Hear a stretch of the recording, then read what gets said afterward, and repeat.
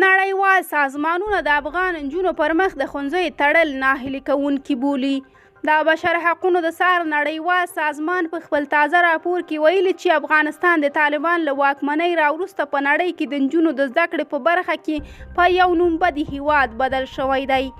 زهرا د رخشانې په نوم د ښځو د ځانګړې رسنۍ مسؤله او د ټایم مجلې د 2022 کال غوره میرمن بلل شوې. نوموړي پر افغانستان د طالبانو د تیر ځل واکمنۍ پر مهال په بامیانو کې په پټه لومړنۍ زده کړې وکړې، وروسته د نورو زده کړو لپاره اړ شوه چې د هلکانو کالي واغوندي او خپل نوم په محمد بدل کړي، خو هغې ته نږدې 20 کاله وړاندې د نظام بدلون طلایي چانس ورکوي او خپل زده کړې بشپړوي او وروسته د خبریالۍ نړۍ ته ورننوځي.